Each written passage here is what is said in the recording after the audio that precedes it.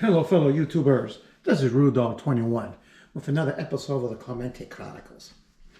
And on this episode, I am going to do part 3 of my 3-part series of the 76 to 78 World Series New York Yankees.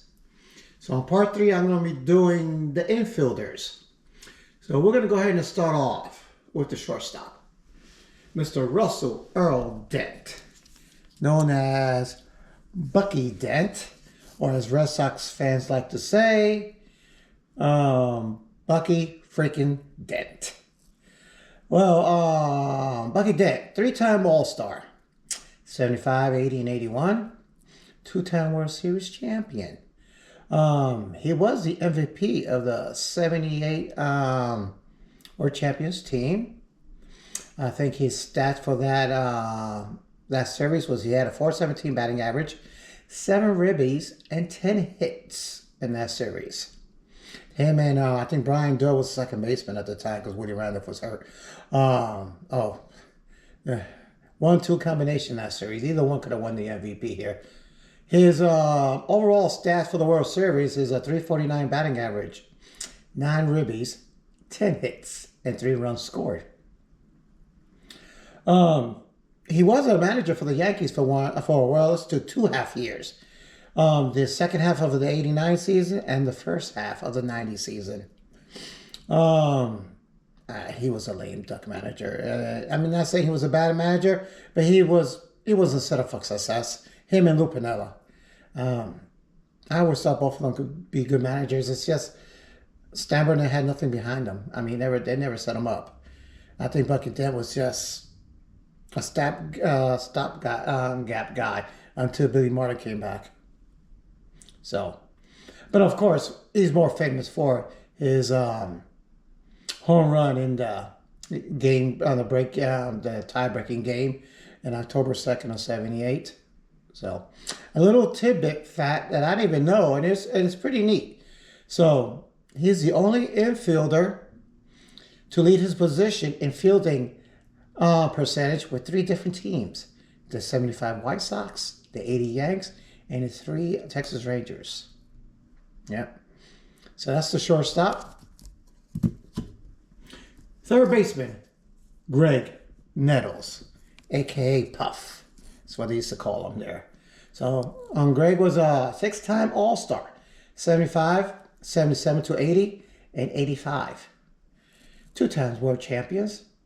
He was an ALCS MVP in 1981. 2-time Gold Glove winner, 77, 78. I've always said if it wasn't for Brooks Robinson, he would have won more Gold Gloves there. He led the American League in home runs in 76. I think he had 32, if I'm not mistaken. Then the following year, he had 37. I think he finished second in that year. His World Series stats wasn't the greatest. .225 batting average, 7 RBIs, 18 hits, 11 base on balls. So he did walk a lot. And but he was a clutch hitter. He did when he needed to get an RBI. He was the man to do it there. I always thought he was an underrated player. It seems like he used to get fights a lot. That's what I remember him a lot of. Remember he had that famous fight with George Brett. I think he had a fight with with the Red Sox. Lee, it was the person he was fighting with. Also with Atlanta Braves, I remember Donnie Moore, I think, was pitching at the time. It was funny because they show a picture of Chris Chambliss, his ex-teammate. He was the first baseman for Atlanta, grabbing him out of the pile and sitting on him to calm him down. But the thing that I remember most about Craig Ness is an interview that he did. They asked him what did he want to do, what he wanted to do when he was growing up. He said he wanted to become a ball player and join the circus. And he said he accomplished that playing for the New York Yankees, the Bronx Zoo Yankees. And that's my third baseman here, Greg Nettles. My second baseman is one of my favorite all-time Yankees, William Larry Randolph. Willie. For some reason, his nickname was Mickey. Don't know where they got that from. So, Willie was a 6-time All-Star, 76, 77, 80, '81, '87, and '89. I used to love him and Frank White, the two best, for my opinion. I know people they could throw a Lou Whitaker in there, but I always thought it was Frank White or Willie Randolph out there. Five-time world champion. Now he also, coached a lot of those world champions. He did win a Silver Slugger in 1980. People forget in the 80s, the 70s, infielders were more known for fielding. So if your infielder hits 270 or 280, hey, that was a bonus there. Let's see here. He also was a manager. He managed the Mets from 2005 to 2008. He won 302 games and lost 253. He did take them to the championship game, even though they lost. He was probably more famous for his big collapse. I think the Mets had a 7-game lead with 17 games left, and they blew it, and Philly wound up catching up to them and winning the division there. And a little known fact about Willie, and I didn't know this, he was the first manager for Team USA in the inaugural World Baseball Classic. I think they finished second there.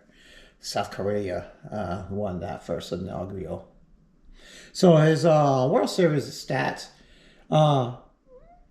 wasn't big. It was 181 batting average, 4 RBIs, 3 home runs, and 13 base and balls. So he did get on base a lot there. So, but that's what I have for Willie Randolph. I'd say he's one of my favorite Yankees of all time there. First baseman, Carol Christopher Chambliss. Chris, as everybody knows him. Been to only one All-Star game, 76. 6-time world champion. 2 as a ball player, and then the rest were as coaches there.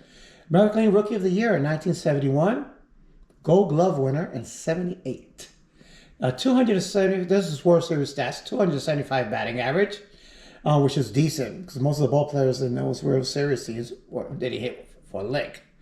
5 RBIs, 1 home run, 14 hits.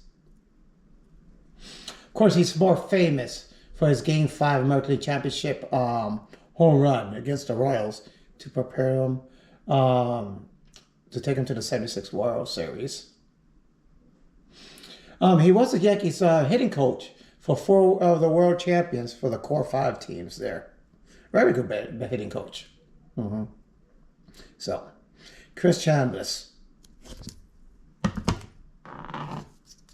And last but not least, the Capitan, the captain, Thurman Munson.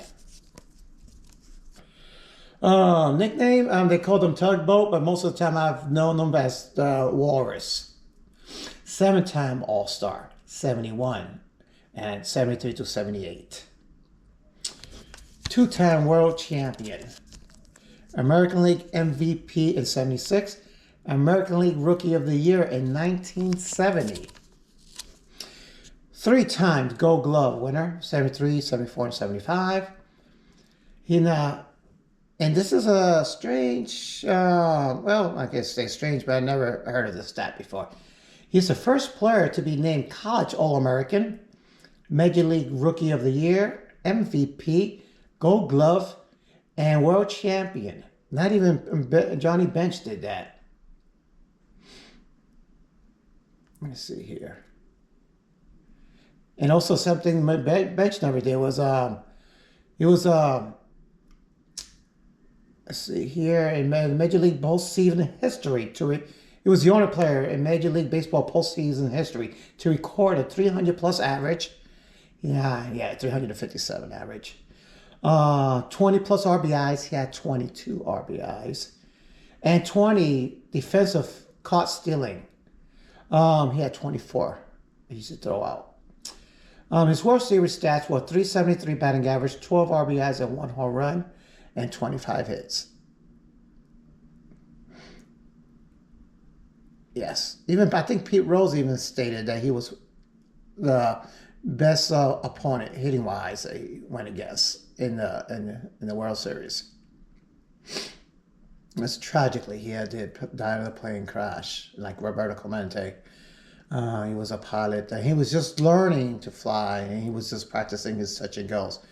Ironically, Greg Nettles was supposed to be with him, and he backed out on him.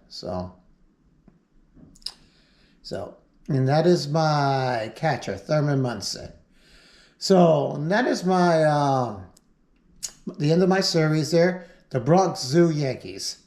So, folks, and if you enjoyed this video, please like and subscribe. This is Mark signing off. Take care and be safe. Peace.